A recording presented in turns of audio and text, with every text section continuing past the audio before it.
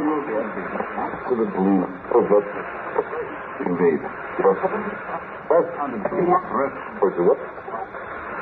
CBS Radio presents the CBS Radio Workshop, dedicated to man's imagination, the theater of the mind. Tonight, The Enormous Radio, based on John Cheever's extraordinary short story, which originally appeared in the pages of the New Yorker magazine. Irene, don't you want to hear the workshop? It's a pretty good show. Oh, I feel like music, don't you? The Schubert Ferellum, isn't it? Yeah. All right, leave it on. A little louder, though, will you?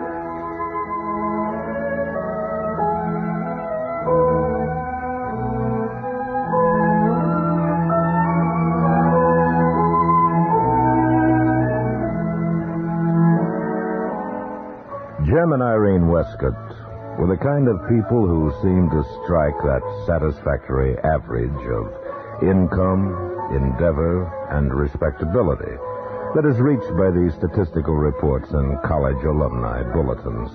They differed from their friends, their classmates, and their neighbors only in an interest they shared in serious music. They went to a great many concerts, although they seldom mentioned this to anyone, and they spent a good deal of time listening to music on the radio. Now, their radio was an old instrument, sensitive, unpredictable, and beyond repair. And when it faltered, Jem would strike at the side of the cabinet with his hand. Well, this sometimes helped. But one Sunday afternoon...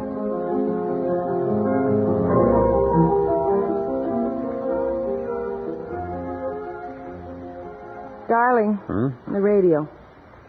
Oh, Lord.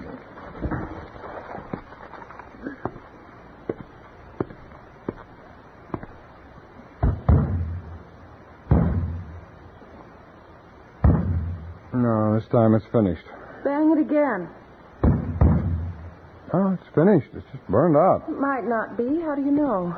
Try reversing the plug or something. But it won't do any good. It's a miracle it lasted this long. Let me try. That's not going to do any good now. The woman's touch. All right. Why don't you sit down? It'll... Yeah. See, there it goes. It's so aggravating. And of course it had to happen while they were playing the Schubert. Take it easy. Oh, it makes me mad. We knew this was going to happen. We should have done something. I told you what the repairman said, honey. It'd cost almost as much to fix it as to buy a new one. Darling, couldn't we get a new one? I don't know. We agreed to get along with this until we could get a good hi-fi with some FM. Please. It's not going to be much fun without music. All right. All right, dear. I'll look around tomorrow, see what I can find. The next day, on Monday, when he came home from work, he told her that he'd got one. He refused to describe it and said that it would be a surprise for her when it came. The radio was delivered the following afternoon, and with the assistance of her maid and the handyman, Irene uncrated You hold this, Emma. Oh, yes, and brought it into the living Put stuff in room. the kitchen later. Oh, this sure is a Not heavy a very one. pretty cabinet. Oh, man, look at all the dials on it. I never could get the hang of that. Well, it shouldn't be too difficult, I suppose. Volume, treble boost, bass boost, tuning, shortwave, band 1, 2, 3, 4. Oh. Well, this must be the switch to turn it on. Yes. Plug it in now, will you, Emma? Oh, yes, ma'am. All right. It probably takes a minute to warm up.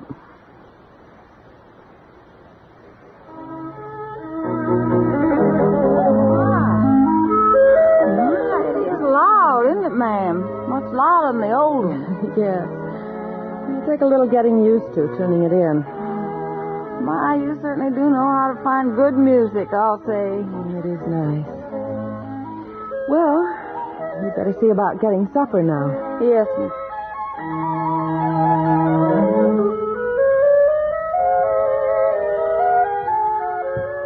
She sat down to listen, feeling once again complete. The music came through clearly. The new instrument had a much purer tone, she thought, than the old one. Well, she decided that tone was most important, and she could conceal the ugly gumwood cabinet behind the sofa. But as soon as she'd made her peace with the radio, the interference began. Oh, dear.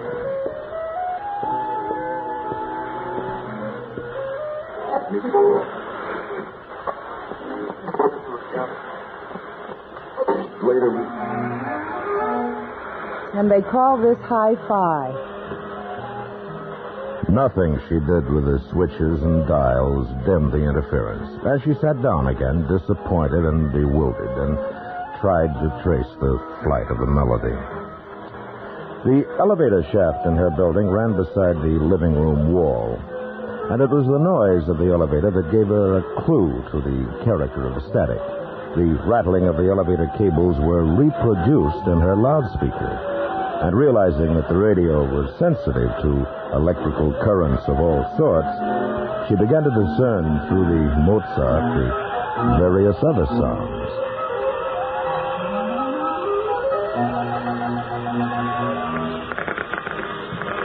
By listening more carefully, she was able to distinguish doorbells, elevator bells, electric razors, and wearing mixers picked up from the apartments that surrounded her.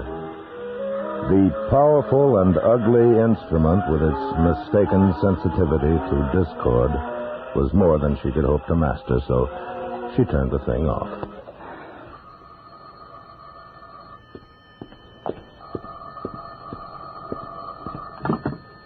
Hello? Hello, Irene. Did it get there? Oh, the radio. Yes, dear. Oh, how do you like it? Well, it's fine, but... But what? Well, there's all kinds of sounds, noises coming through. What do you mean? Like static? Well, yes, but more like real noises. Huh? I think it's picking up all the electric things in the building. Bells, vacuums, Well, telephones. you better not fool with it until I get home. It probably needs a ground or something. All right. I think it's wonderful, dear. Much nicer than the old one. When it's clear. The music sounds beautiful. Oh, good. Well, I'll see you later. Bye. Bye. When Jim Westcott came home that night, he went to the radio confidently, worked the controls. Top, what? Who's it? The low-pressure area, which developed over the southwest yesterday, is moving rapidly toward the north and east. With lower temperatures Oh, following. what the devil?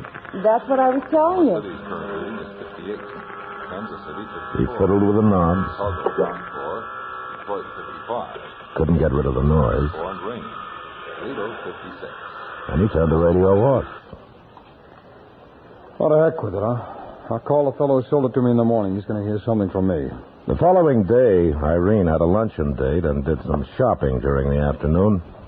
It was late when she returned home, and she didn't have a chance to turn on the radio, although the maid informed her that a man had come and fixed it. She busied herself with the children, seeing to their baths and bedtime. When Jim came home that night, he was tired and took a shower and changed his clothes, and then he joined Irene in the living room. He had just turned on the radio when the maid announced dinner, so he left it on, and he and Irene went to the table.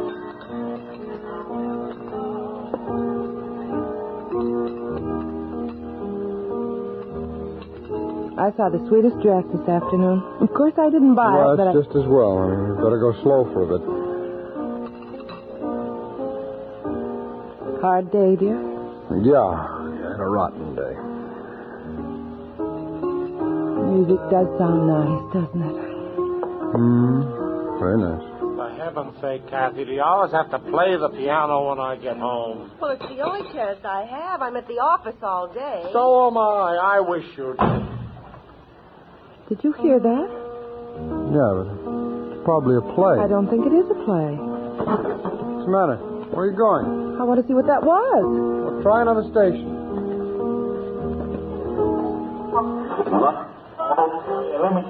Country. Hey, have you seen my garters? Button me up. I said, have you seen my garters? Just button me up and I'll find your garters. All right, all right. Is that a radio show? I don't know. Here, let me see. I wish you wouldn't leave apple cores in the ashtray. I hate the smell. The devil is this? On the coast of Coromandel, where the early pumpkins blow, in the middle of the woods lives the Yongy-Bongy Beau. 2 old chairs and half a candle, 1 old jug without a handle. Oh, that's the Sweeney's nurse. What? Turn that thing off. Maybe they can hear us. That was Miss Armstrong, the Sweeney's nurse. She must be reading to the little girl. They live in 17B. I've talked to her in the park. I know her voice. We must be getting other people's apartments. That's impossible. Well, that was Sweeney's nurse. I know her voice. I know it very no, well. Wait a minute.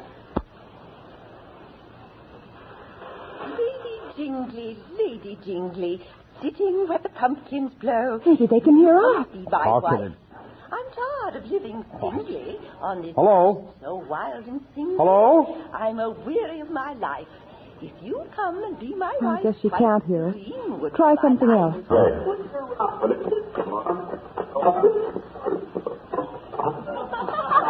some more sandwiches. Oh, sure, I'd love some.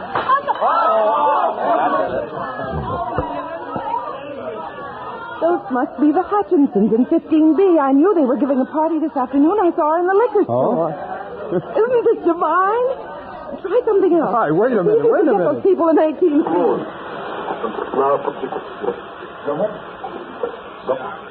Fly, you know, and the other fellas use the sound. 2 no trouble. Pass. 3 no trouble. Double. And look at George in the grass skirt. The Westcotts overheard that evening a monologue on salmon fishing in Canada, a bridge game, running comments on home movies, and a bitter family quarrel about an overdraft at the bank. They turned off the radio at midnight and went to bed, weak with laughter.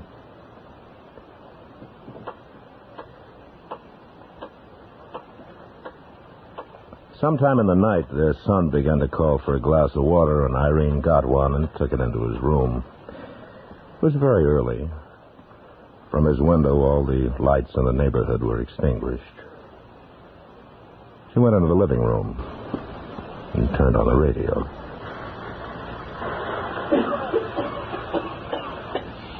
Are you all right, darling? Yes. I'm all right, I guess. But you know, Charlie, I don't feel like myself anymore. Sometimes there are only, about 15 or 20 minutes in the week when I feel like myself. I don't like to go to another doctor. The doctor bills are so awful already, but I just don't feel like myself, Charlie. I just never feel like myself. Oh, dear. How sad. How terribly sad. The following morning, after her children and husband had been carried away in the elevator, she went into the living room and tried the radio again. You are going to school this morning, my girl, and that's all there is to it. Look, we paid $800 to get you into that school, and you'll go if it kills you.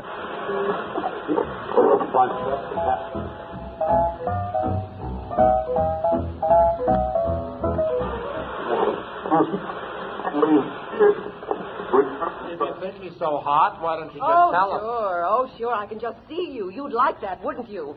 That's what you're waiting for. You'd like me to do something like that. The kind of thing you've been doing. Huh? You think I don't know? You think I don't smell that perfume on you when you get home from work? Work! You think I haven't seen the lipstick on your handkerchief? That's You the look through Johnsons. my pockets again, I'll break your arm. Thanks for a lousy breakfast and indigestion. I may see you tonight and I may not. Go on. Get out. Go on. Stay out all night. Maybe I will.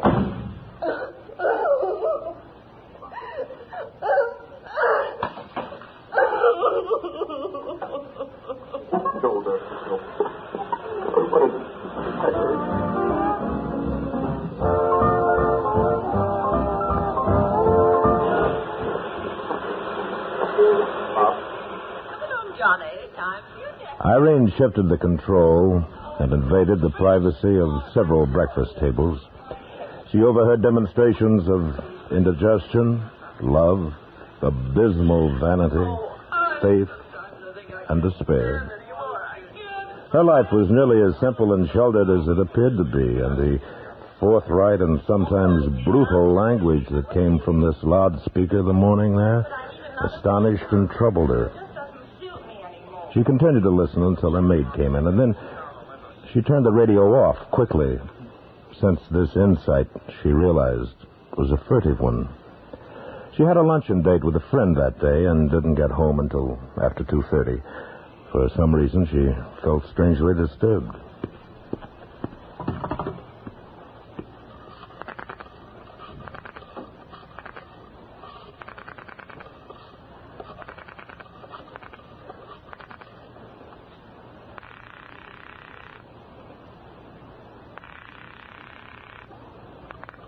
Hello.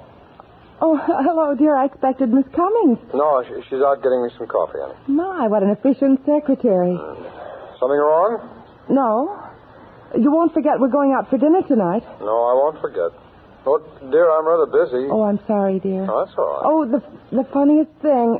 What? When I went out for lunch, there were some people in the apartment elevator. It was the funniest thing. I kept Honey, wondering... will you tell me about it later? I haven't got time now. I'll see you about 7.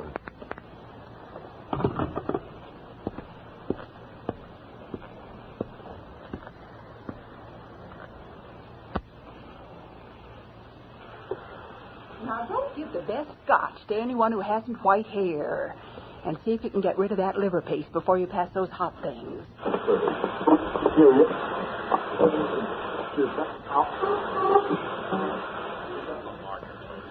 As the afternoon waned, the conversations increased in intensity. On her radio, she could hear the arrival of cocktail guests and the return of children and businessmen from their schools and offices. The voices swirled around her. I found a good-sized diamond on the bathroom floor this morning. It must have fallen out of that bracelet Mrs. Dunstan was wearing last night. Let me see that. Here it is. We'll sell it. We'll take it down to the jeweler on Madison Avenue and sell it. Well, Mrs. Dunstan won't know the difference, and we could use a couple of $100, I'll say. No. How horrible.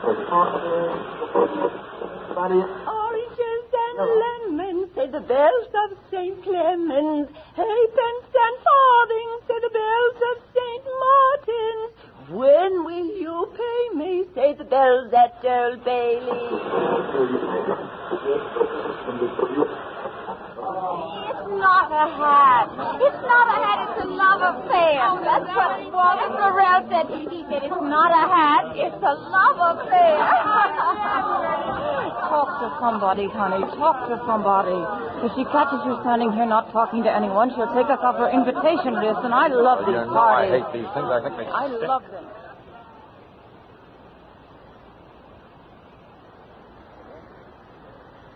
The Westcotts were going out for dinner, and when Jim came home, Irene was dressing. She seemed sad and vague, and he brought her a drink. They were dining with friends in the neighborhood, and they walked to where they were going. It was one of those splendid spring evenings that excite memory and desire. And the air that touched their hands and faces felt very soft. A Salvation Army band was on the corner playing.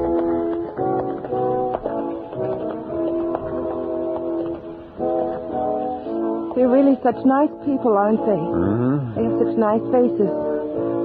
Actually, they're so much nicer than a lot of people we know. She took a bill out of her purse and walked over and dropped it into the tambourine. There was in her face, when she returned to her husband, a look of radiant melancholy that he was not familiar with.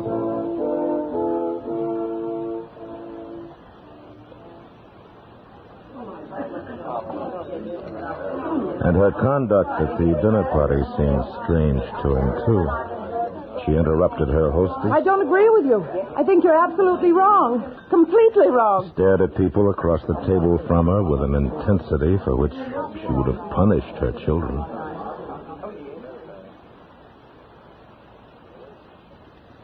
She waited that night until Jim had fallen asleep, and then went into the living room and turned on the radio. Oh, I'm so tired. I I'm absolutely dead. Maybe if we could get home one night in a week before 1 o'clock, you wouldn't be so sad. I know, but we had to go to the party.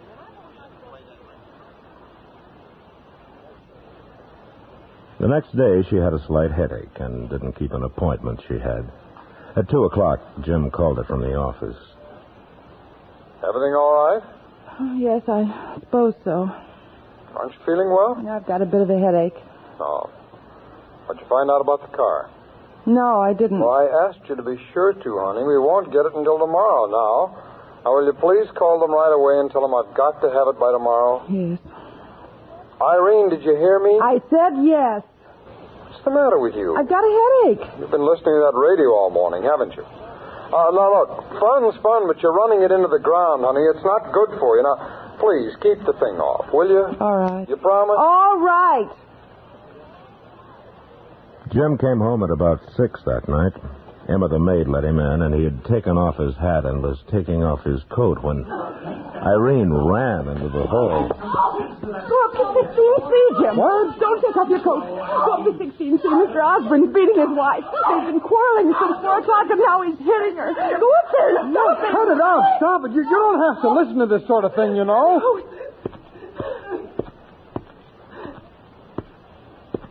It's indecent. It's like looking in windows. You know you don't have to listen to this sort of thing. You can just turn it off. Horrible. It's so dreadful. I've been listening all day. Honey, why do you listen to it? Why?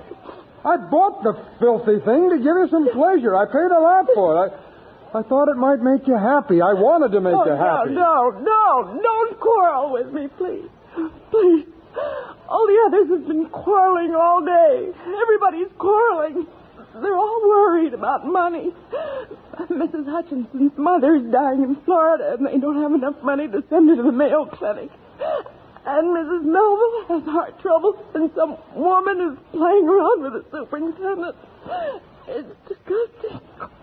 And Mr. Hendricks is going to lose his job. And that girl who plays the Missouri Waltz all the time. Mr. Osborne beating Mrs. Osborne. Irene, listen to me. Why do you have to turn it on? Why do you have to listen to that stuff? It makes you so miserable. No, don't. No, life is too terrible, too sordid, and too awful. But we've never been like that, have we, darling? Have we? I mean, we've always been good and decent and loving, haven't we? And we have 2 children. Beautiful children. Our lives aren't sordid, are they, darling? Are they? We're happy, aren't we? We are happy. Of course we're happy, darling. Of course. Now, look, I'll have the fool radio fixed or taken away tomorrow. Come on. It's all right. It's all right. Come on. You love me, don't you? And we're not hypercritical or worried about money or dishonest, are we? No. Darling, no.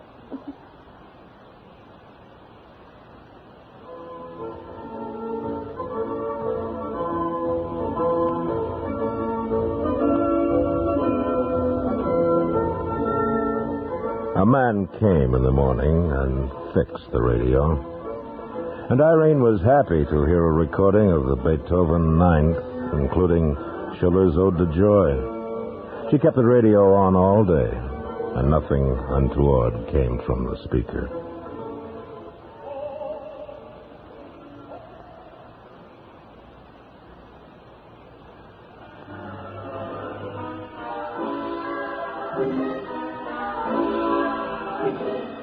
Debussy's La Mer was being played when Jim came home and they went into dinner. His face was pale, she thought. I paid the bill for the radio today. It cost $400. I just hope you get some enjoyment out of it. I'm sure I will, darling. Well, $400 is a good deal more than I can afford. But I wanted to get something you'd enjoy. It's the last extravagance we'll be able to indulge ourselves in this year. All right, dear, of course. I understand. Maureen, by the way, I noticed you hadn't paid your clothing bills yet. I saw them on your dressing table. Oh, suppose I must have forgotten. Well, why did you tell me you'd paid them? Why did you lie to me? Well, I just didn't want to worry you, Jim. I'll be able to pay my bills out of this month's allowance. There were slip covers last month and that party we had to Well, give. you just got to learn to handle the money I give you a little more intelligently, Irene. Yes, darling, I will. I really will. You just got to understand that we won't have as much money this year as we had last, huh? I had a very sobering talk with Mitchell today. No one's buying anything. We're spending all our time promoting new issues, and you know how long that takes.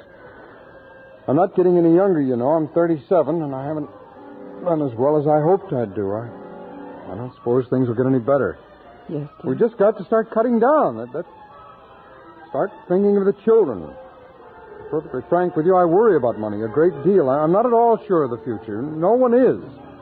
I've worked very hard to give you and the children a comfortable life, and I don't like to see all that energy wasted in fur coats, radios, and slip covers. Please, Jim, please, they'll hear us. Who'll hear us? Emma can't hear us. The radio. Radio. I'm sick of it. I'm sick to death of you. That radio can't hear us. Nobody can hear us. And what if they can hear us? Who cares? Why are you so holier than thou all of a sudden? What's turned you overnight into a nice girl? You stole your mother's jewelry before they probated a will. You never gave your sister a cent of that money that was intended for her. Not even when she needed it. Irene stood for a minute before the hideous radio, disgraced and sickened. But she held her hand on the switch before she extinguished the music, hoping that the instrument might speak to her kindly, that she might hear the Sweeney's notes. And as she turned the dial, the voice on the radio was suave and noncommittal. Buffalo. A fire in a hospital near Buffalo for the care of blind children was put out early this morning. There were several injuries, but no fatalities. And that's the news. The temperature downtown is 64. Humidity, 90. And now an interlude of music.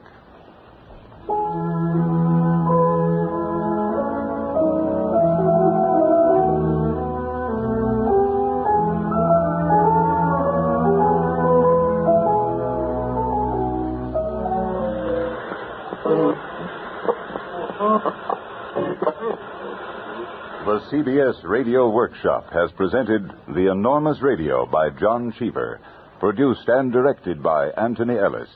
The script was adapted for radio by Mr. Ellis. The cast included William Conrad, Virginia Gregg, Stacey Harris, Eve McVeigh, Hans Conried, Charlotte Lawrence, Joseph Kearns, Paula Winslow, Herb Butterfield, Helen Klebe, George Walsh, and Irene Tedrow. Special effects were by Robert Chadwick, Bill James, and Clark Casey.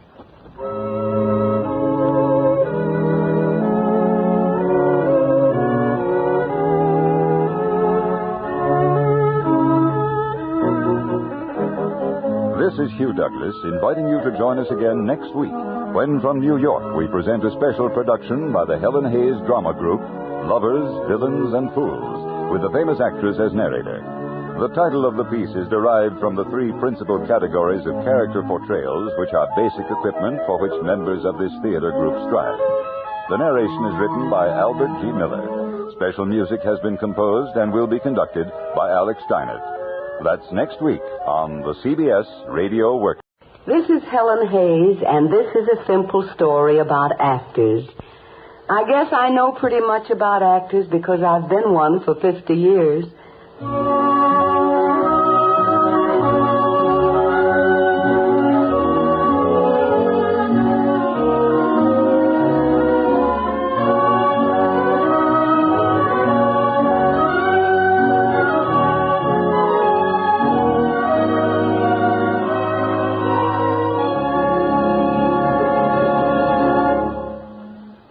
CBS Radio Workshop, dedicated to man's imagination, the theater of the mind.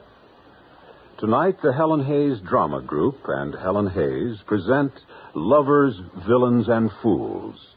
Helen Hayes has been known for years as one of the leading actresses of the American stage, and lately as a New York theater. And now on tape, Miss Hayes. Thank you. I still haven't become accustomed to being a theater. But after all these years inside of theaters, I'm quite at home when talking about actors and acting. As I said a moment ago, this is a story about actors. Throughout history, strange opinions have been held about actors by people outside the profession, people sometimes known to theater folk as civilians.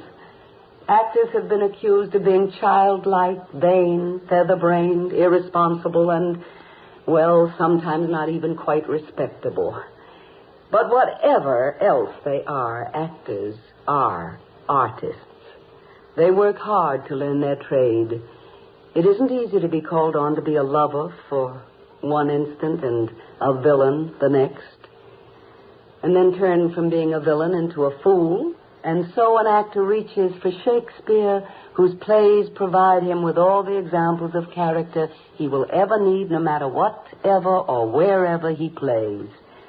Tonight, Jack Manning, my young actor friend, has brought our group to the studio with a Shakespearean repertoire of lovers, villains, and fools. And it might be wise to begin foolishly with a fool. The actor will be Dick Vere, reading a speech of Launce, a foolish fellow and two gentlemen of Verona.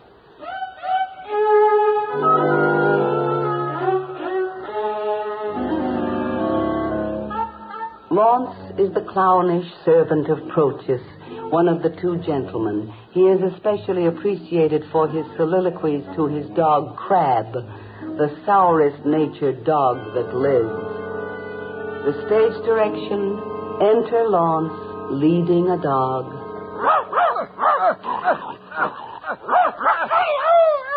Oh, when a manservant shall play the cur with him, look you, it goes hard. One that I brought up of a puppy. One that I saved from drowning when 3 or 4 of his blind brothers and sisters went to it. I have taught him, as you might say, precisely. Thus I would teach a dog. I was sent to deliver him as a present to Mistress Sylvia from my master. And I came no sooner into the dining chamber, but he steps me to her trencher and steals her capon's leg. Oh, 'tis a foul thing when a cur cannot keep himself in all companies. If I had not had more wit to take a fault upon me that he did, I think verily he'd have been hanged for it. Sure as I live, he'd have suffered for it. You shall judge. He thrust me himself into the company of 3 or 4 gentlemanlike dogs under the Duke's table. He'd not been there, bless the mark, but all the chamber smelt him. Out with the dog, says one. What cur is that, says another. Whip him out, says a third. Hang him up, says the Duke. Well, I, having been acquainted with the smell before, knew it was Crab. And goes me to the fellow that whips the dogs. Friend, quoth I, do you mean to whip the dog? Aye, marry I do, quoth he. You do him the more wrong, quoth I. 'Twas I did the things you wot of. He makes me no more ado, but whips me out of the chamber. How many masters would do this for their servants? Oh, thou thinkest not on this now.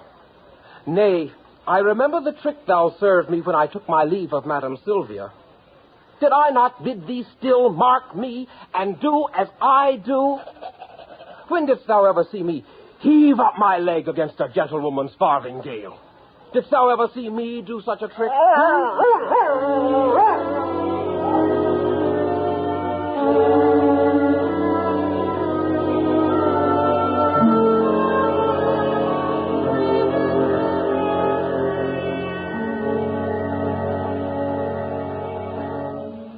Certain people may think it's easy for an actor to play a fool because they fondly believe that an actor is a fool to begin with. Well, is he really? Certainly an actor does his work earnestly and honestly. Mr. J.B. Priestley, the author, has this to say. I prefer acting that I see in the theater, says Mr. Priestley, to acting that I see in the Harley Street consulting room, in the law courts, or the Houses of Parliament.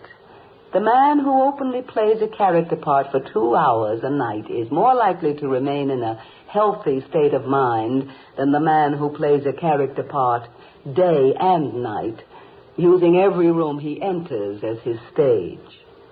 So much for Who is the Fool.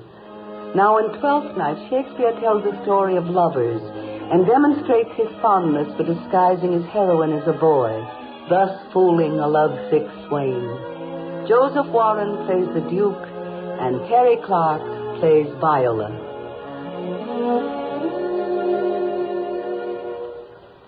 Give me some music.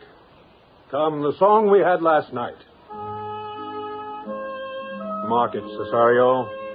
It is old and plain. The spinsters and the knitters in the sun and the free maids that weave their thread with bones do used to chant it.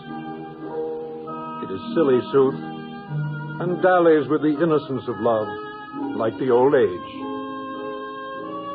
Come hither, boy. How dost thou like this tune? It gives a very echo to the seat where love is throned. Thou dost speak masterly. My life upon it, young though thou art, thine eye hath stayed upon some favor that it loves. Hath it not, boy? A little by your favor. What kind of woman is't? Of your complexion. She is not worth thee, then. What years, i' faith? About your years, my lord. Too old, by heaven. Let thy love be younger than thyself, or thy affection cannot hold the bent. For women are as roses whose fair flower, being once displayed, doth fall that very hour. And so they are. Alas, that they are so to die even when they to perfection grow. Once more, Cesario, get thee to yon same sovereign cruelty. But if she cannot love you, sir. I cannot be so answered. Oh, sooth, but you must. Say that some lady, as perhaps there is, hath for your love as great a pang of heart as you have for Olivia. You cannot love her, you tell her, so must she not then be answered? There is no woman's sides can bide the beating of so strong a passion as love doth give my heart. Ah, but I know. What dost thou know? Too well what love women to men may owe. In faith they are as true of heart as we. My father had a daughter, loved a man. As might be, perhaps, were I a woman, I should, your lordship. And what's her history?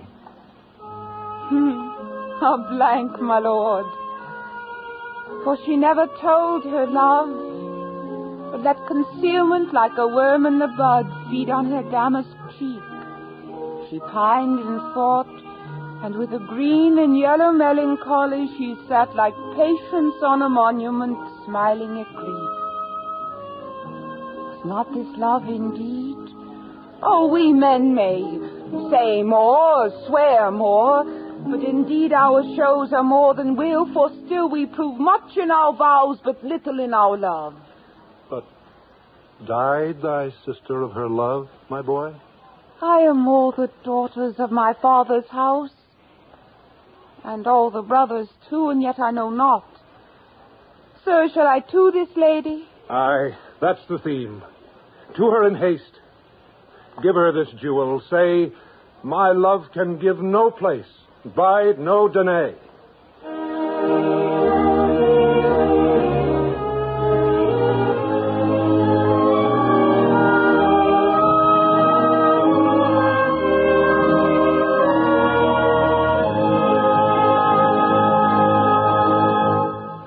The players who are illustrating this story about actors are all young.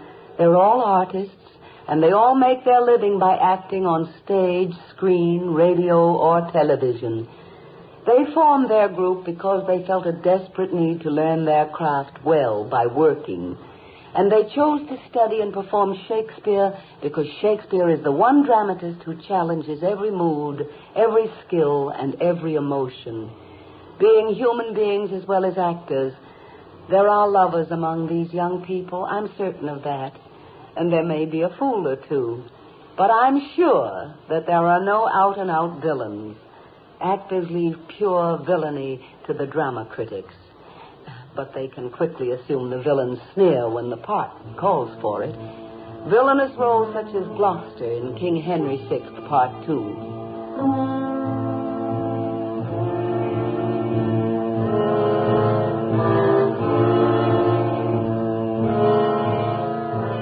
Here's Jack Manning as Gloucester, the man who can smile and murder while he smiles.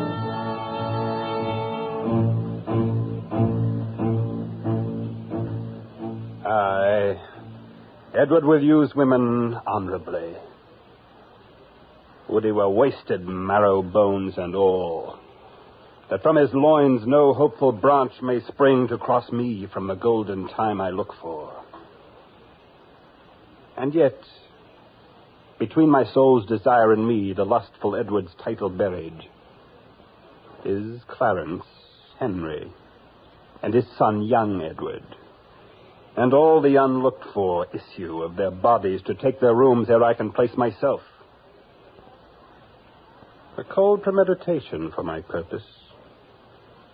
Why then, I do but dream on sovereignty. Say there is no kingdom then for Richard. What other pleasures can the world afford? I'll make my heaven in a lady's lap, and deck my body in gay ornaments, and wit sweet ladies with my words and looks. Miserable thought. And more unlikely than to accomplish 20 golden crowns. My love forswore me in my mother's womb. She did corrupt frail nature with some bribe to shrink mine arm up like a withered shrub, to make an envious mountain on my back where sits deformity to mock my body, to shape my legs of an unequal size, to disproportion me in every part like to a chaos, or an unlicked bear whelp that carries no impression like the dam. And am I, then, a man to be beloved? Oh, monstrous fault to harbor such a thought.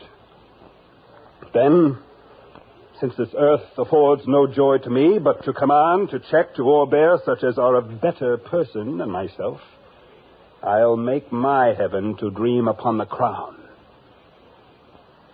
And whiles I live, to account this world but hell, until my misshaped trunk that bears this head be round empaled with a glorious crown.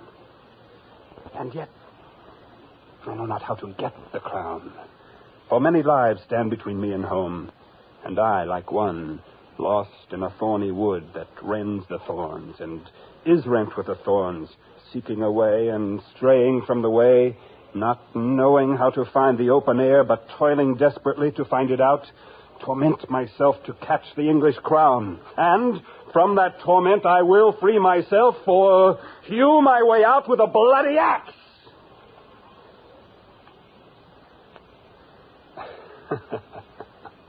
Why, I can smile, and murder whiles I smile, and cry content to that which grieves my heart, and wet my cheek with artificial tears, and frame my face to all occasions. I can add color to the chameleon, change shapes with Proteus for advantages, and set the murderous Machiavel to school. Can I do this, and cannot get a crown? Tut, were it further off, I'll pluck it down.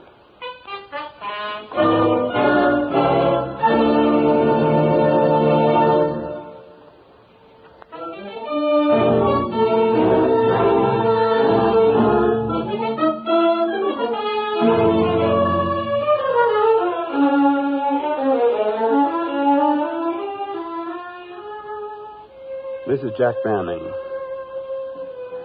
In Shakespeare, as in life, we find lovers who are villains, and by being villains are fools indeed. Here are Macbeth and his lady passionately plotting the death of Duncan. Barbara Joyce as Lady Macbeth, and Douglas Gordon as Macbeth.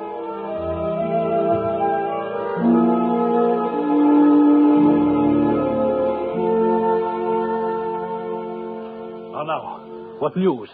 He has almost supped. Why have you left the chamber? Have they asked for me? Know you not he has? We will proceed no further in this business. He hath honored me of late, and I have bought golden opinions from all sorts of people, which would be worn now on their newest gloss, not cast aside so soon. Was the hope drunk wherein you dressed yourself? Hath it slept since? And wakes it now to look so green and pale that what it did so freely? From this time such I account thy love. Art thou afeared to be the same in thine own act and valor as thou art in desire? Wouldst thou have that which thou esteemest the ornament of life, and live a coward in thine honest inn? Prithee, peace! I dare do all that may become a man. Who dares do more is none. What beast was it then that made you break this enterprise to me? When you durst do it, then you were a man. And to be more than what you were, you would be so much more the man. If we should fail. We fail. But screw your courage to the sticking place, and we'll not fail. When Duncan is asleep, whereto the rather shall his day's hard journey soundly invite him, his 2 chamberlains will I with wine and wassail so convince that memory, the warder of the brain, shall be a fume, and the receipt of reason a limbeck only, when in swinish sleep their drenched natures lie as in a death. What cannot you and I perform on the unguarded Duncan? Bring forth men, children only, for thine undaunted mettle should compose nothing but males. Will it not be received when we have marked with blood those sleepy 2 of his own chamber, and used their very daggers that they have done? Who dares receive it other, as we shall make our griefs and clamor roar upon his death? I'm settled, and bend up each corporal agent to this terrible feat. Away! Mark the time with fairest show. False face must hide what the false heart doth know.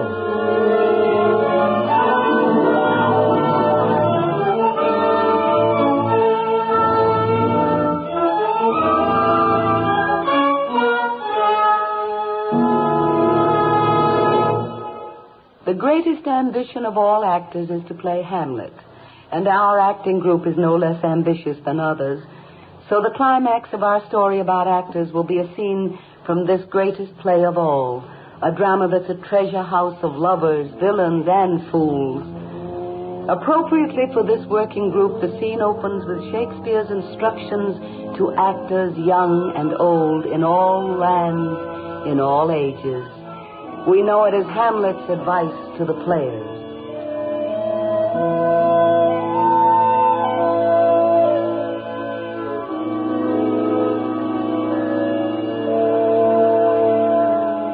Speak the speech, I pray you, as I pronounced it to you, trippingly on the tongue. But if you mouth it, as many of your players do, I had as lief the town crier spoke my lines. Oh, it offends me to the soul to hear a robustious, periwig-pated fellow tear a passion to tatters, to very rags, to split the ears of the groundlings, who, for the most part, are capable of nothing but inexplicable dumb shows and noise. Pray you, avoid it. I warrant, Your Honor. Be not too tame, neither, but let your own discretion be your tutor. Suit the action to the word to the action. With this special observance. The purpose of playing, both at the first and now, was and is to hold, as 'twere, the mirror up to nature, to show virtue her own feature, scorn his own image, and the very age and body of the time his form and pressure. Oh, there be players that I have seen play, and heard others praise, and that highly, have so strutted and bellowed, that I have thought some of nature's journeymen had made men, and not made them well, they imitated humanity so abominably. I hope we have reformed that indifferently with us, sir. Oh, reform it altogether. And let those that play your clowns speak no more than is set down for them. For there be of them that will themselves laugh, to set on some quantity of barren spectators to laugh too, though, in the meantime, some necessary question of the play be then to be considered. That's villainous, and shows a most pitiful ambition in the fool that uses it. Go, make you ready. What ho, Horatio? Yes, sweet lord, and your service. Horatio, there is a play tonight before the king. One scene of it comes near the circumstance which I have told thee of my father's death. I prithee, when thou seest that act afoot, even with the very comment of thy soul, observe my uncle, give him heedful note. For mine eyes will rivet to his face, and after, we will both our judgments join in censure of his seeming. Well, my lord, if he steal aught the whilst this play is playing and escape detecting, I will pay the fee. They are coming to the play. I must be idle. Get you a place.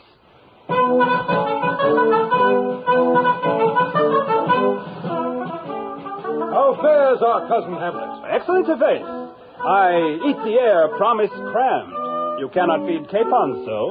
I have nothing with this answer, Hamlet. These words are not mine. No, nor mine now. Be the players ready? Aye, my lord. They stay upon your patience. Come hither, my dear Hamlet. Sit by me. No, good mother. Here's Methel more attractive. You are merry, my lord. Who, I? Aye, my lord. Oh, God, you're only jig maker. What should a man do but be merry?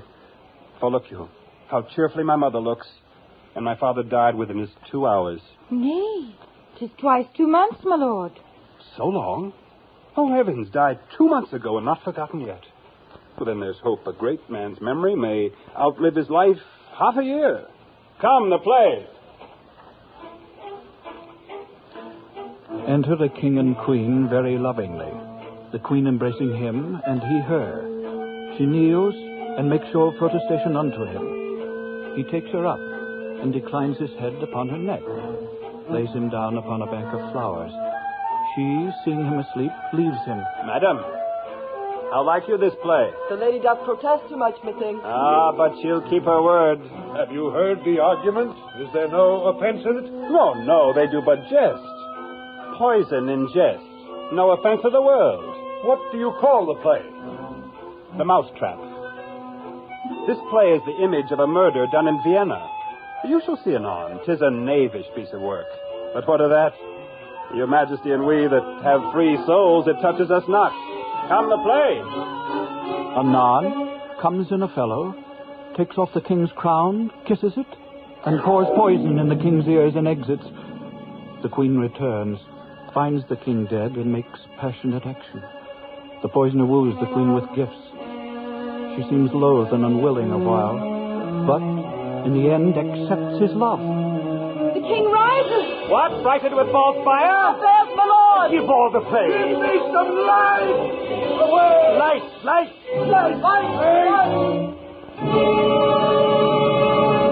Good Horatio! Aye, my lord. I'll take the ghost's word for £1,000. Didst perceive? Very well, my lord. Upon the talk of the poison. I did very well note him. Leave me, Horatio. 'Tis now the very witching time of night, when churchyards yawn and hell itself breathes out contagion to this world. Now could I drink hot blood and do such bitter business as the day would quake to look on. Soft. Now to my mother. O heart, lose not thy nature. Let not ever the soul of Nero enter this firm bosom. Let me be cruel, not unnatural. I will speak daggers to her, but use none. Hamlet, thou hast thy father much offended. Mother, you have my father much offended. Come, you answer with an idle tongue. Go, you question with a wicked tongue. Why, how now, Hamlet? What's the matter now? Have you forgot me? No, by the rood, not so. You are the queen, your husband's brother's wife. And would 'twere not so, you are my mother. Nay, then, I'll set those to you who can speak. Sit you down. You shall not budge. You go not till I set you up a glass where you may see the inmost part of you. What wilt thou do? Thou wilt not murder me. Leave wringing your hands. Peace, sit you down. And let me wring your heart. For so I shall if it be made of penetrable stuff. If damned custom had not brazed it so that it is proof and bulwark against sense. What have I done that thou darest wag thy tongue and noise so rude against me? Look here, upon this picture and on this, the counterfeit presentment of 2 brothers. See what a grace was seated on this brow. A combination and a form indeed, where every god did seem to set his seal to give the world assurance of a man. This was your husband. Look you now what follows. Here is your husband, like a mildewed ear blasting his wholesome brother. Have you eyes? Where is thy blush? Oh, Hamlet, speak no more. These words like daggers in mine ears. No more, sweet Hamlet. A murderer and a villain, a slave that is not 20th part the tithe of your precedent lord. No more. A king of shreds and patches. I am thy father's ghost. Save me, and overrow me with your wings, you heavenly gods.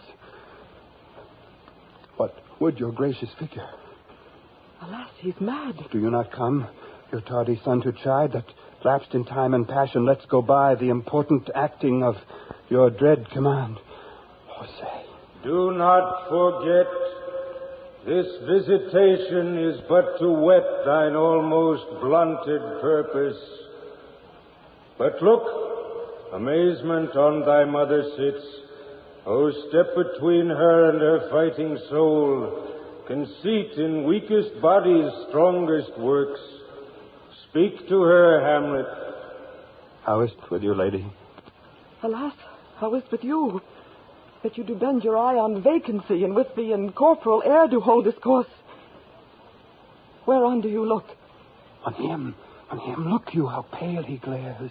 To whom do you speak this? Do you see nothing there? Nothing at all. Yet all there is I see. No, did you nothing hear? No.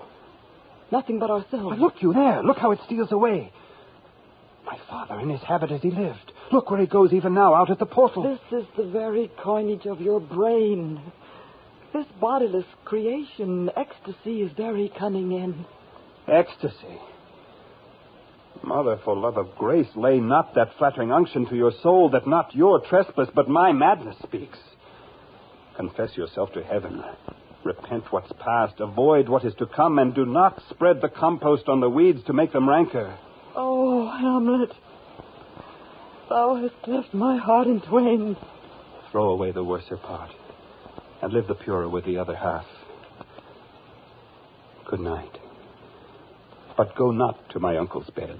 Refrain tonight, and that shall lend a kind of easiness to the next abstinence, the next more easy. Once more, good night.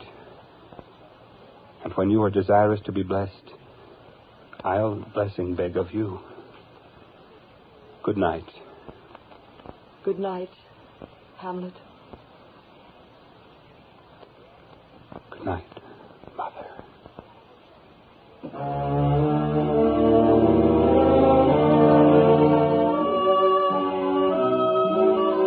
This has been a story about actors and actors at work.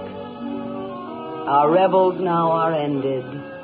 We are such stuff as dreams are made on, and our little life is rounded with a sleep. Good night, everyone.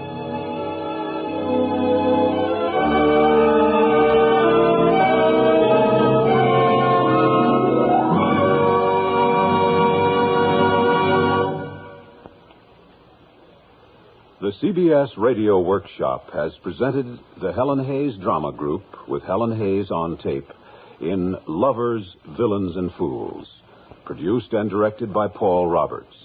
Narration was written by Albert Miller, music composed and conducted by Alexander Steinert. Heard with Miss Hayes were Jack Manning, Dick Via, Barbara Joyce, Joe Warren, Terry Clark, Douglas Gordon, Betty Ellen, and Arthur Anderson. This is Bob Hite inviting you to join us again next week when, from Hollywood, we present a delightful and thrilling fairy tale by Antoine de Saint-Exupéry called The Little Princess. This is the CBS Radio Network.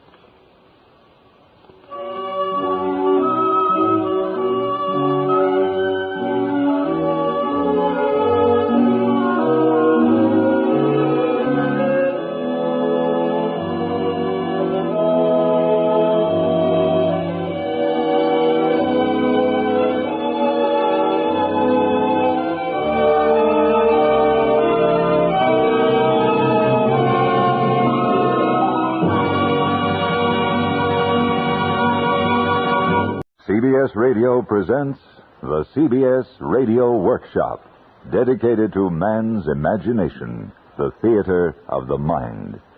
Tonight's presentation, The Little Prince, by the late Antoine de Saint-Exupéry.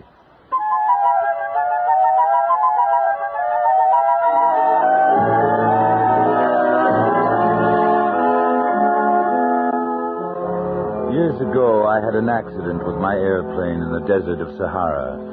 Something was broken in my engine. Being alone, I set myself to attempt the difficult repairs. It was a question of life or death. I had only enough drinking water to last about a week. The first night, I went to sleep on the sand 1,000 miles from any human habitation. You can imagine my amazement when at sunrise I was awakened by an odd little voice. If you please, draw me a sheep. What? Draw me a sheep. I jumped to my feet, completely thunderstruck. I saw a most extraordinary small person who stood examining me with great seriousness.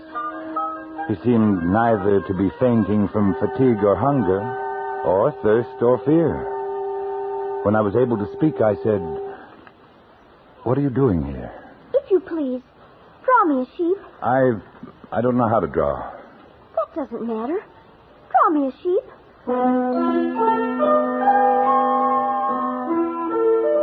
When I was only 6, I had drawn a picture of a boa constrictor, from the outside, digesting an elephant.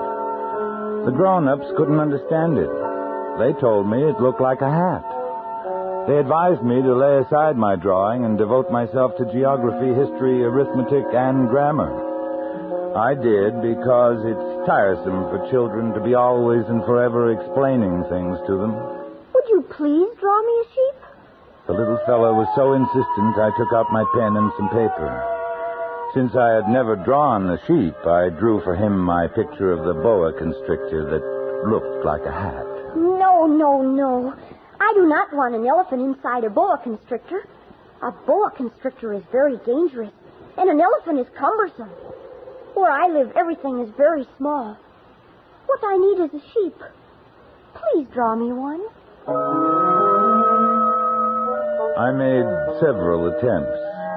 Then, being in a hurry to start working on my engine, I tossed off a drawing of a box that had some air holes in it and explained that the sheep was inside. That is exactly the way I wanted it. Do you think this sheep will require a great deal of grass? Oh, there will surely be enough. It's a very small sheep I've given you. Not so small. Look through the air hole. My sheep has gone to sleep.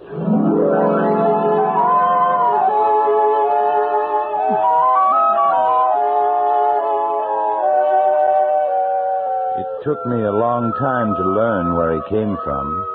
It was only from words dropped by chance that little by little everything was revealed to me. I learned, for example, that the little prince came from another planet, and that his planet was scarcely any larger than a house. I should remind the grown-ups that in addition to the great planets, there are hundreds of others, some too small to be seen through telescopes, called asteroids, which are designated by numbers.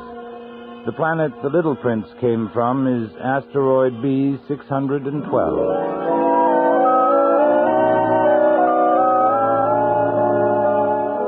As each day passed, I would learn more about the little prince's planet. On the third day, I heard about the catastrophe of the baobabs. Isn't it true that sheep eat little bushes? Yes, that's true. Then it follows they also eat baobabs. Baobabs? But it would take a herd of elephants to eat anything as gigantic as a baobab. Before they grow so big, don't baobabs start out by being little? Entirely correct. But why do you want the sheep to eat the little baobabs? I knew a planet inhabited by a lazy man. He neglected 3 little bushes. What happened? Catastrophe. The baobabs spread over the entire planet, bored clear through it with their roots, split it in pieces. So you must be careful. It is a question of discipline. I must attend to my planet each morning, as I do myself.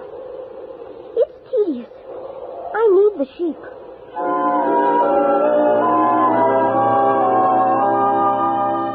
On the 5th day, thanks to the sheep, the secret of the little prince's life was revealed to me. If a sheep eats little bushes, does it eat flowers? A sheep eats anything it finds in its reach. Even flowers that have thorns? Yes, even flowers that have thorns. The thorns. What use are they? Don't you ever let go of a question once you've asked it. Can't you see I'm busy fixing my plane? There's so little drinking water left, I must finish the repairs. haven't answered my question. All right. The thorns are of no use at all. Flowers have thorns just for spite. Oh, I don't believe you. Flowers are weak creatures. They are naive. They reassure themselves as best they can. They believe that their thorns are terrible weapons. And you actually believe that the flowers... No, I don't believe anything. I answered you the first thing that came into my head. Now, don't you see, I'm very busy with matters of consequence. Matters of consequence? You talk just like the grown-ups. The flowers have been growing thorns for millions of years. For millions of years, the sheep have been eating them just the same. It is not a matter of consequence to try to understand why the flowers go to so much trouble to grow thorns which are never of any use to them. Now, just a moment. If I knew one flower which is unique in the universe, which grows nowhere but on my planet, which one little sheep can destroy in a single bite some morning without even noticing what he is doing, you think that is not important? I'm sorry. I didn't realize. Now, the flower you love is not in danger. I'll draw you a muzzle for your sheep. I'll draw you a railing to put around your flower. I didn't know what else to say to him. Night had fallen. I had let my tools drop from my hand. Of what moment now was my hammer, or thirst, or death? There was a little prince to be comforted. I felt awkward and blundering. I didn't know how I could reach him. It's such a secret place, the land of tears.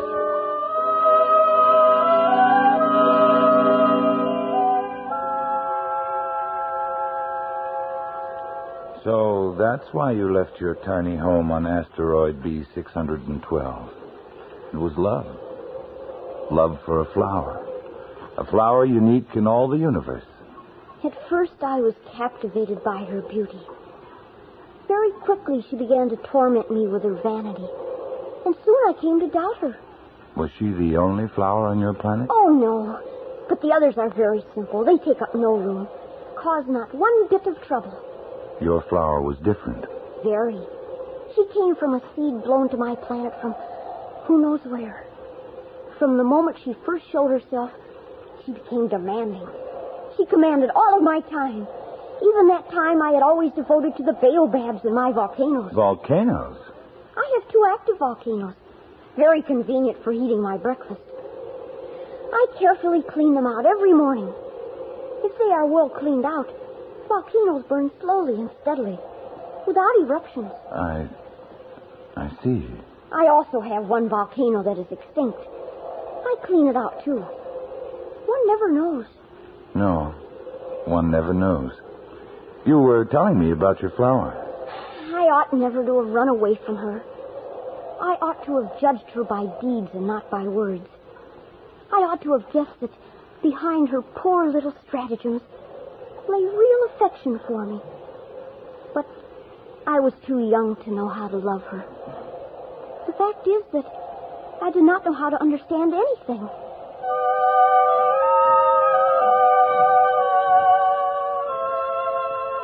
And so it was that the little prince fled from the proud flower he loved but could not understand. To escape from his planet, the little prince took advantage of the migration of a flock of wild birds. He found himself in the neighborhood of asteroids number 325, 326, 27, 28, and 329. He began to visit them in order to add to his knowledge. The first asteroid was inhabited by a king clad in a royal purple and ermine who was seated upon a magic throne. The king was elated when he saw the little prince coming. Ah, the subject. Approach so that I may see you better. The king felt consumingly proud of being at last king over somebody. The little prince looked everywhere for a place to sit down, but the entire planet was crammed and obstructed by the king's magnificent robe. So he remained standing. Since he was tired, he yawned. It is contrary to etiquette to yawn in the presence of a king.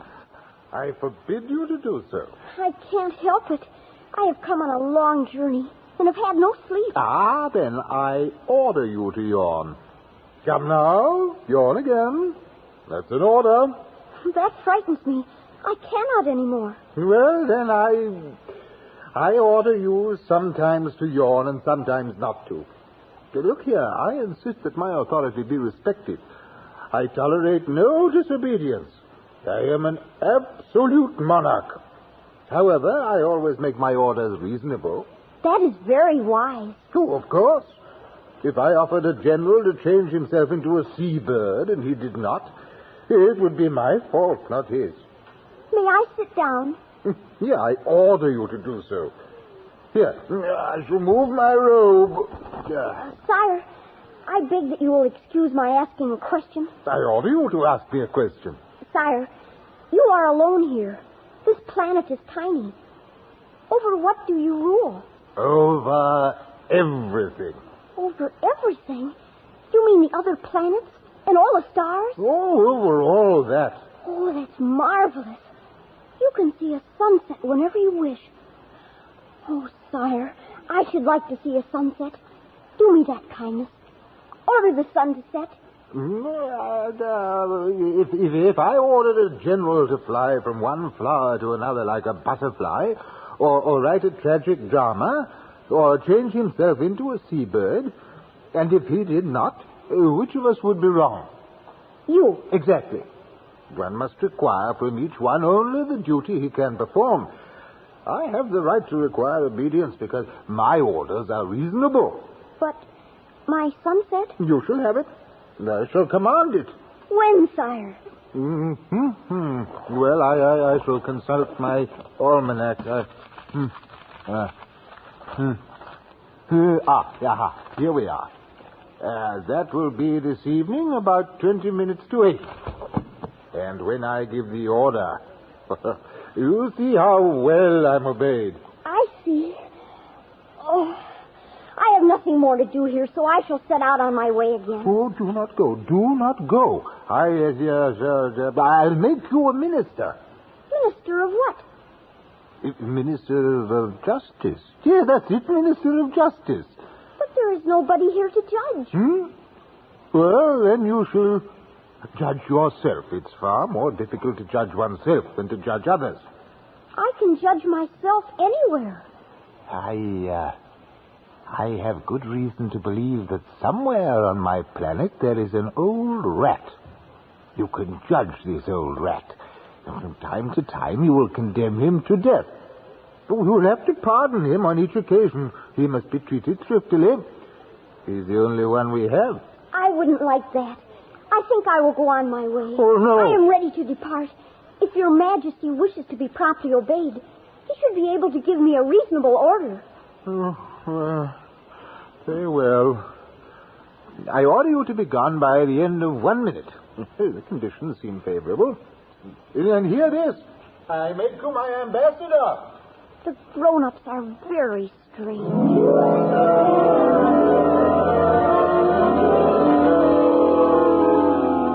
The second planet was inhabited by a conceited man who thought the little prince had come to admire him.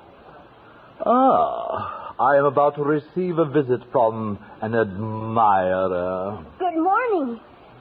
That is a queer hat you are wearing. It is a hat for salutes.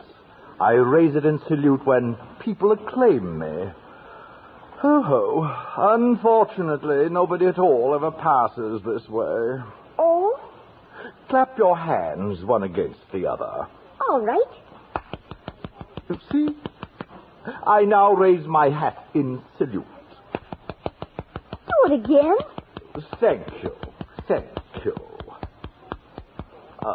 Wouldn't you like to applaud me again? Well, no. But you really do admire me. What do you mean? Well, you regard me as the handsomest, the best dressed, the richest, and most intelligent man on this planet. But you're the only man on your planet. Well, do me this kindness. Admire me just the same. Very well. I admire you. Thank you. Thank you, and goodbye. Now, what is there in that to interest him so much? The grown-ups are certainly very odd.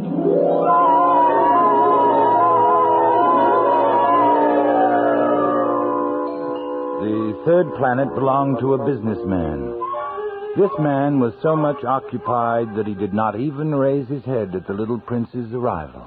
3 and 2 make 5. 5 and Good 7. morning. 12. Good morning. 15 Your and cigarette 7 has gone make out. 22. I haven't had time to light it again. That makes 501,622,731. 500 million what? I can't stop. I've got too much to do. I'm concerned with matters of consequence. 500 million what? During the 54 years I've inhabited this planet, I've been disturbed only twice by inconsequential balderdash. This is the third time. I was saying 501 Millions of what? Those little objects one sometimes sees in the sky. Flies? No, little glittering objects. The ones that set lazy men to idle dreaming. You mean the stars. That's right. And what do you do with the stars? Nothing. I own them. But I have already seen a king who told me... Kings do not own. They reign over. It's very different. And it makes me very rich. What good does it do you to be rich? Well, it makes it possible for me to buy more stars, if any are discovered. How is it possible for one to own the stars? To whom do they belong? To nobody. Then they belong to me, because I was the first to think of it. I suppose that is true, but what do you do with them? I administer them, count them, recount them. It's difficult, but I am a man who is interested in matters of consequence. You cannot pluck the stars from heaven. No, but I can put them into the bank. Whatever does that mean? I write the number of my stars on a paper. I put the paper into a drawer and lock it with a key. Is that all? That is enough. That is rather poetic, but of no great consequence. Your ideas about matters of consequence are quite different from those of grown-ups. Wait. I myself own a flower which I water every day. I own 3 volcanoes which I clean out every day. It is of some use to my volcanoes and my flowers that I own them. You are of no use to the stars. Balderdash! Now, let's see, where was I? 342, 77 plus 89. The grown-ups are altogether extraordinary.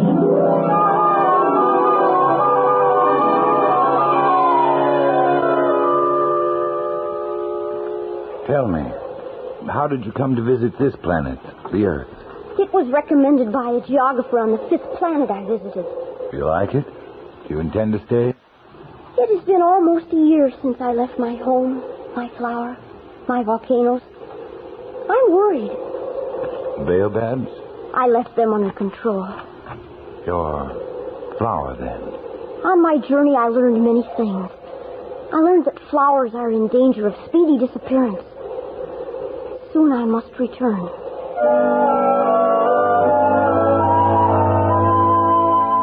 It had been 8 days since my accident in the desert. The last drop of my water supply was gone. The little prince seemed not to guess the danger. A little sunshine was all he seemed to need. He was recounting some of his experiences after coming to our planet. I met a friend. He was a fox. My dear little man, this is no longer a matter that could have anything to do with a fox. Why not? I am about to die of thirst. I'll tell you about it as we go, then. Come, let us look for a well. It's absurd to look for a well at random in the immensity of the desert. When arrived on the earth, I was surprised not to see any people. It was explained to me that I had landed on the desert. Your friend the fox told you this? No, it was a little gold-colored snake. A funny little animal. No thicker than a finger. A little yellow snake, but they're deadly. Not deadly, but more powerful than the finger of a king. He could have struck you fatally. He told me he could help me someday. If I grew too homesick for my planet. He told me all I need do is come back to the place where I descended. He would meet me there. Are you so homesick then? It is very close to the anniversary of my arrival. At that time, My planet will be right overhead. I shall be unhappy if you go. That is what the fox said. It was his fault. He wanted me to tame him. Tame him? It was when I wandered into a garden filled with flowers. There were thousands of them, precisely alike. They called themselves roses. I was broken-hearted. Because of the roses? They were all exactly like my flower. A flower I thought to be unique in all the universe. Oh. The fox made me understand, to have hope again. He wanted me to tame him because it would establish ties and make him different from all the other foxes. I'm beginning to understand. I looked again at the roses. They were beautiful, but one would not die for them. My rose is more important than all the others because it is she that I have watered. It is she I have put under a glass globe, shelter from the wind behind a screen. Listen to when she grumbled or boasted. She is my rose. And your friend the fox?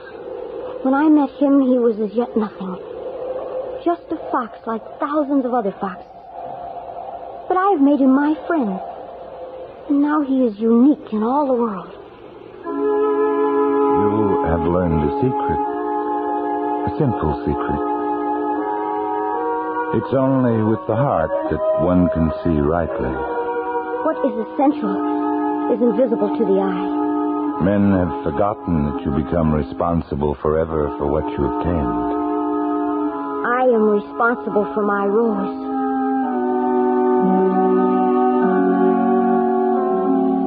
When we had trudged along for several hours in silence, the darkness fell and the stars came out. The little prince dropped off to sleep. I took him in my arms and set out walking once more.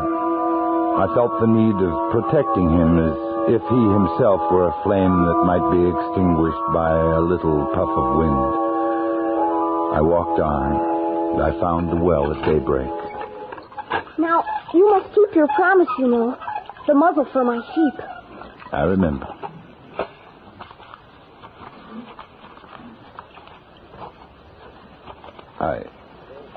I'm afraid it's not very good. This will be all right.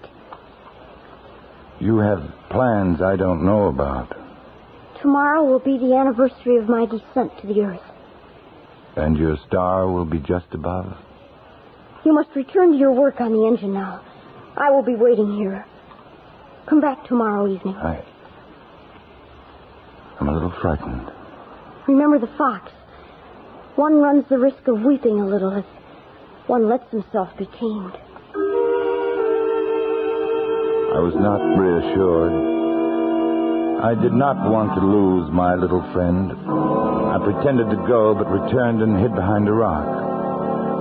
I could not see to whom the little prince was speaking. This is the exact spot. The right time. You have good poison. You are sure you will not make me suffer too long. My heart jumped to my throat. I looked around the rock. Before me, facing the little prince, was one of those yellow snakes that take just 30 seconds to end your life. I dug into my pocket for my gun and started to run. The snake let himself flow across the sand like the dying spray of a fountain and disappeared among the stones. What does this mean? Why are you talking with snakes? You will find out what is wrong with your engine today, and you can go back home. I, too, am going home today. It is much farther, much more difficult. I want you to stay a while longer. I have your sheep and the sheep's box, and I have the muzzle. Little man, I want to hear you laugh again. Tell me it's only a bad dream, this affair of the snake, the meeting place, the star. At night you will look up at the stars. My star will be just one of the stars for you. You will love to watch all of the stars in the heavens. They will be your friends. I am making you a present. Little prince, dear little prince, I love to hear that laughter. That is my present. Just that. What are you trying to say? For most people, the stars are silent. You alone will have the stars as no one else has them. I don't understand. In one of the stars, I shall be living. In one of them, I shall be laughing. It will be as if all the stars were laughing when you look at the night sky. Only you will have the stars that can laugh. I, too, shall look at the stars. They will all be wells with a rusty pulley. You will have 500 million little bells, and I shall have 500 million springs of fresh water. Now, let me go by myself. You're afraid, little friend? I am responsible for my flower. She is so weak, so naive. She has 4 thorns of no use at all. Don't go. Please. Don't go. I seemed unable to move. The little prince hesitated, took one step. There was nothing there but a flash of yellow close to his ankle. He remained motionless for an instant. He did not cry out. He fell gently as a tree falls. There wasn't even any sound because of the sand.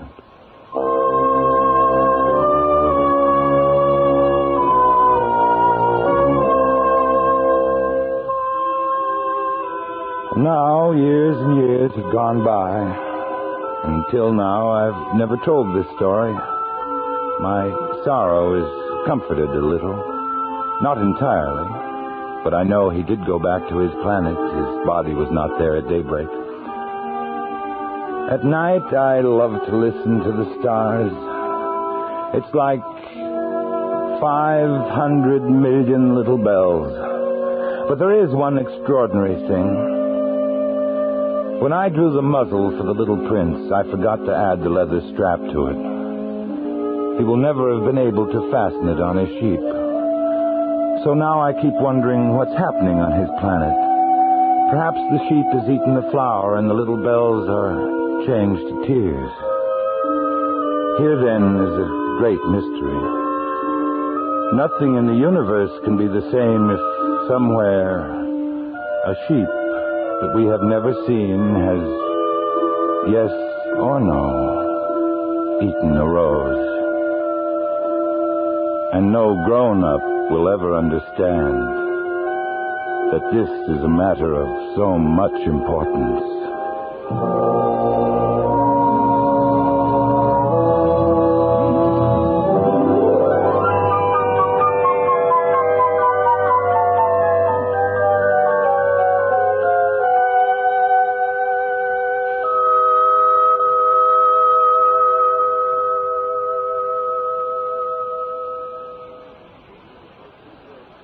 The CBS Radio Workshop has presented The Little Prince by Antoine de Saint-Exupéry, produced and directed by Anthony Ellis. The script was adapted for radio by Frank Tausig. Richard Beals was heard as the Little Prince, with Raymond Burr as our narrator. Featured in the cast were Ben Wright, Joseph Kearns, and Hans Conried. Music for tonight's workshop was composed by Rene Garrigank and conducted by Wilbur Hatch. This is Hugh Douglas inviting you to join us again next week when, from New York, we present H.L. Mencken, the story of a journalist. That's next week on the CBS Radio Workshop.